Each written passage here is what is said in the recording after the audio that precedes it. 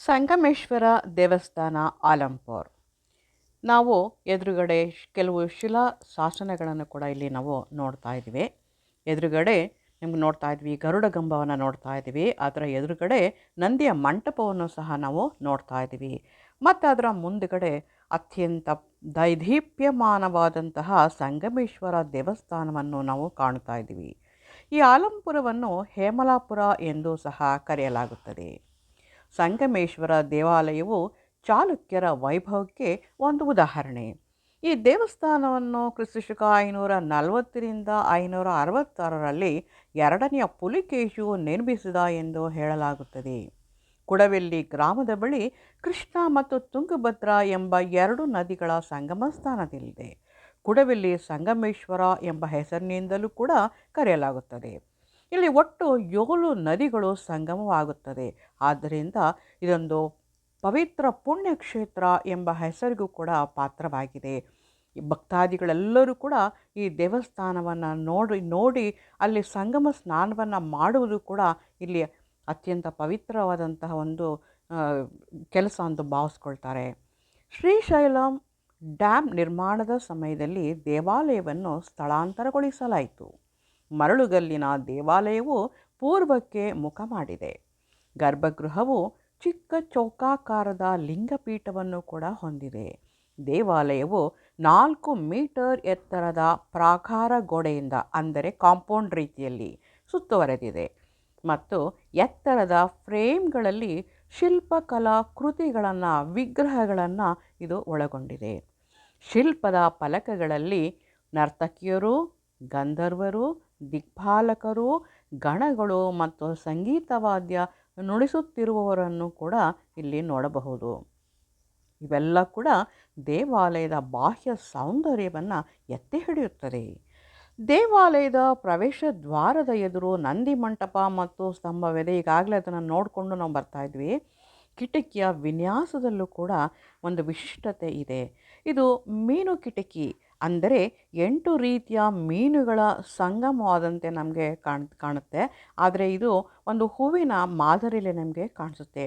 ಈ ಕಿಟಕಿಗಳು ಬೆಳಕು ಮತ್ತು ಗಾಳಿಗೋಸ್ಕರ ನಿರ್ಮಿಸಲಾಗಿರುವಂಥದ್ದು. ಅಲ್ಲೂ ಕೂಡ ಅತ್ಯಂತ ಅದ್ಭುತವಾದಂತಹ ಒಂದು ಶಿಲ್ಪ ಶೈಲಿಯನ್ನು ನಾವು ಗಮನಿಸ್ಬೋದು. ಪ್ರತಿಯೊಂದು ಕಿಟಕಿಯು ಶ್ರೀಮಂತ ಶಿಲ್ಪಕಲೆಗಳಿಂದ ಕೂಡಿದೆ. ಒಂದು ನರ್ತಕಿಯ ಶಿಲ್ಪಕಲೆಯನ್ನು ನೋಡ್ತಾ ಇದ್ವಿ. ಅತ್ಯಂತ ಸುಂದರವಾದಂತಹ ಮೂರ್ತಿ. ಇಲ್ಲಿ ಮುಖ್ಯ ಆಕರ್ಷಣೆ ಎಂದರೆ ಅರ್ಧನಾರೀಶ್ವರ, ಅರ್ಧ ಪಾರ್ವತಿ ಅರ್ಧ ಈಶ್ವರನಿಂದ ಕೂಡಿರುವಂತಹ ವಿಗ್ರಹ ಅತ್ಯಂತ ಪ್ರಸಿದ್ಧವಾಗಿದೆ. ಆಲಂಪುರ ಬಸ್ ಸ್ಟ್ಯಾಂಡ್ನಿಂದ 0.5 ಕಿಲೋಮೀಟರ್ ದೂರದಲ್ಲಿ ಈ ಸಂಗಮೇಶ್ವರ ದೇವಸ್ಥಾನ ಇದೆ. ಈ ಸಂಗಮೇಶ್ವರ ದೇವಸ್ಥಾನವನ್ನು ನಾಗರ ಶೈಲಿಯಲ್ಲಿ ನಿರ್ಮಾಣ ಮಾಡಲಾಗಿದೆ. ಅಂದರೆ ಎತ್ತರವಾದಂತಹ ವೇದಿಕೆ ಮೇಲೆ ದೇವಸ್ಥಾನವಿದೆ. ದೇವಸ್ಥಾನದ ಒಳಭಾಗ ವಿಶಾಲವಾಗಿದ್ದು 12 ಕಂಬಗಳಿಂದ ಇದು ಕೂಡಿದೆ.